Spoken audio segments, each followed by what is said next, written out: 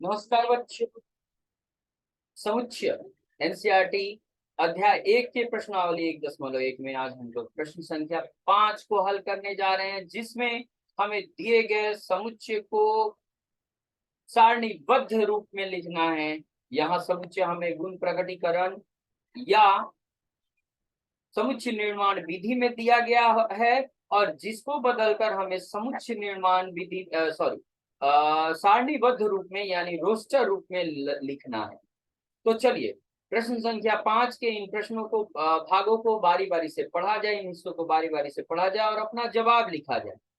देखा जाए क्या कह रहा है यहाँ पर। प्रश्न संख्या 5 का 1 कह रहा है ए एक समुच्चय है जिसका सदस्य x है और x के बारे में यहाँ बताया जा रहा है कि यह एक विषम प्राकृत संख्या। प्रकृत संख्या क्या होते हैं आपको पता है। प्रकृत संख्या क्या है भैया? तो है 1 2 3 4 5 6 7 यह अनंत तक। लेकिन विषम प्रकृत संख्या क्या है? वो सारे प्रकृत संख्या जो 2 से नहीं कटे, जैसे 1 3 5 7, ये वो है जो विषम प्रकृत संख्या और इन्हीं का जिक्र यहाँ कर रहा है। जबकि 2 4 6 ये सम प्रकृत संख्याएं हैं और 1 3 5 7 प्रकृत संख्याओं में सम और विषम को ढूंढना है बंधु। तो विषम प्रकृत संख्याएं जो हैं वह 1 3 5 7 को कहते हैं। तो जाहिर सी बात है इसका हल जब लिखेंगे तो सीधा सीधा हल है 1 है 3 है 5 है। ध्यान रखिए सीधे हमें केवल बताया गया विषम प्रकृत संख्या कहां तक है ये नहीं बताया गया है, कहां से ये नहीं बताया गया, सीधे बोला गया विषम विषम प्रकृत संख्या है तो 1 से शुरू होगा और अनंत तक जाएगा और ये रहा जवाब इसका सारणीबद्ध यानी रोस्टर रूप। अगले प्रश्न की तरफ बढ़ते हैं। ये रहा प्रश्न, कह रहा बी एक समुच्चय इसका सदस्य x है और x की पहचान है कि यह एक पूर्णांक संख्या है। x सदस्य है b का जिसकी पहचान यह बताया जा रहा है पूर्णांक संख्या और वह पूर्णांक इन दो संख्याओं के बीच का होना चाहिए। अगर पूर्णांक संख्याओं की बात करें तो आपको याद होना चाहिए कि डॉट डॉट डॉट -3 -2 -1 0 1 2 3 इनको कहते हैं पूर्णांक संख्या। लेकिन हमें कौन सा पूर्णांक संख्या लिखना है? -1/2 से 9/2 के बीच का पूर्णांक।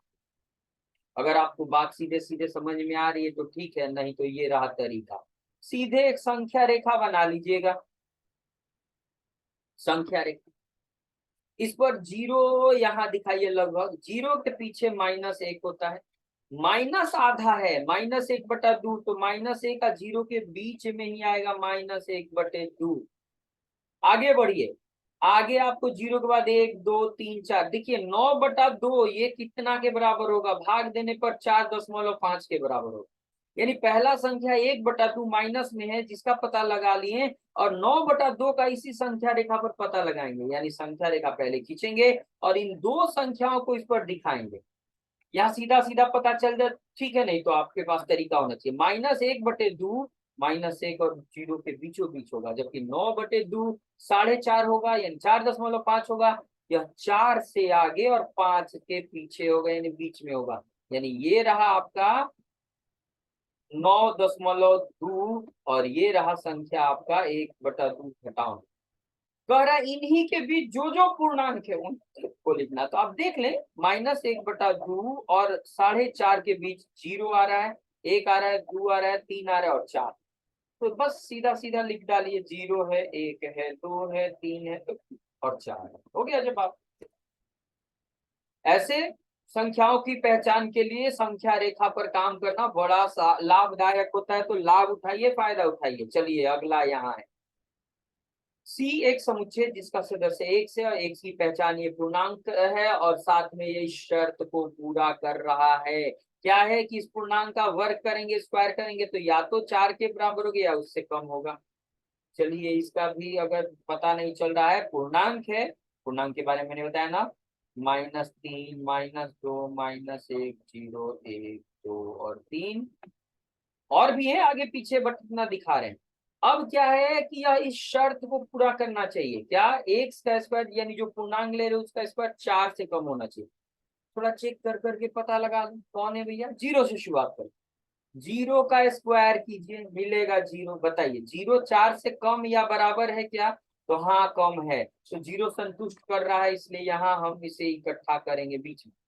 जीरो से आगे एक नंबर लीजिए, एक, एक का स्क्वायर कीजिए, एक मिलेगा, ये भी 4 से कम है, ये भी यहाँ इकट्ठा करेंगे। जो पूर्णांक की शर्त को पूरा कर रहा है वो यहाँ इकट्ठा होगा। चलिए इससे आगे ले रहे हैं, टू, टू का स्क्वायर क्या है 4, और ये 4 से कम नहीं 4 के बराबर है, तो यहाँ देखिए या तो 4 से कम होना चाहिए या बराबर, तो बराबर तक आया। इसके बाद अगर कुछ लीजिएगा, जैसे 3 लीजिए, तो 3 का स्क्वायर 9, 4 से कम नहीं होगा, बराबर नहीं होगा, तो जाहिर सी बात है हम 3 नहीं लेंगे, 4 5 आगे नहीं लेंगे। तो एक और 2 इकट्ठा हुआ। स्क्वायर रहने पर हमें दोनों तरफ चेक करना है, जोड़ में भी घटाव में भी। तो चलिए घटाव वाला चेक किया जाए, -1 का स्क्वायर कीजिए, ये +1 है, जाहिर सी बात है ये 4 से कम है, तो ये भी इकट्ठा करेंगे। इसी प्रकार -2 का स्क्वायर कीजिए, वर्ग कीजिए, ये 4 आएगा और ये 4 के बराबर आएगा, इसलिए ये भी इकट्ठा करेंगे। हमें या तो स्क्वायर 4 के बराबर आना चाहिए या उसके छोटा आना, उससे छोटा आना चाहिए। तो जो जो पूर्णांक इस शर्त को पूरा करते हैं उनको इकट्ठा कर लिया, यही जवाब है। ठीक, चलिए अगले प्रश्न की तरफ बढ़ते हैं। कह रहा है ये जो शब्द लॉयल है इसके अक्षरों का समुच्चय बनाइए। हमें पता है नियम क्या है, जब अक्षर इकट्ठा करते हैं तो कोई भी अक्षर एक बार ही लिखते हैं, दोबारा नहीं। तो एल 2 बार है, ये एक बार लिखा जाएगा, बाकी सब एक एक बार है, तो एक एक। अगला प्रश्न ये रहा, कह रहा है ई एक समुच्चय, इसका सदस्य एक्स है। एक्स वर्ष का एक ऐसा महीना है जिसमें 31 दिन नहीं होते हैं।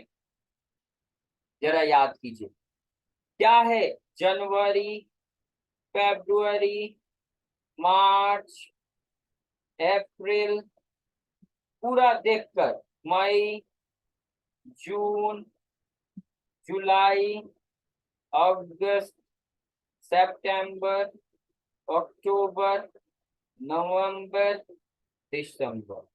जरा काउंट किया जाए, जनवरी, आपको याद होना चाहिए जनवरी में कितने महीने होते हैं, ये 31 दिन होते हैं, 31। फरवरी में 28 या 29 दिन होते हैं। मार्च में फिर से 31, अप्रैल में अब 30 दिन।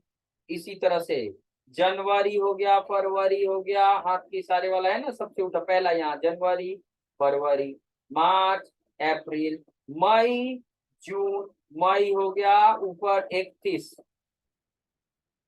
और जून हो गया नीचे 30, फिर जुलाई हो गया 31, जनवरी, फरवरी, मार्च, अप्रैल, मई, जून, जुलाई, या फिर से अगस्त, अगस्त में भी 31 होता है। अगस्त, सितंबर, अक्टूबर, नवंबर और दिसंबर, इस तरह से ये दिन होते हैं। तो कह रहा है जिसमें 31 दिन नहीं हो उन्हीं का नाम बताइए। तो देखिए 31 दिन फरवरी में नहीं होता है, हिंदी में लिख सकते हैं फरवरी। दूसरा अप्रैल में, अप्रैल। तीसरा जून, ठीक। फिर अगला अगस्त, अगस्त नहीं नहीं अगस्त गलत है, फरवरी हो गया, अप्रैल हो गया, जून हो गया, उसके बाद सितंबर और नवंबर, सितंबर और नवंबर, नवंबर, नवंबर, ये रहा हमारा उन महीनों के नाम जिसमें 31 दिन नहीं होते। अगले प्रश्न की तरफ बढ़ते, ये रहा एक एफ एक समुच्चय है, एक इसका सदस्य है, इसकी पहचान है कि अंग्रेजी वर्णमाला का एक व्यंजन वर्ण है और जो के से पहले आता है।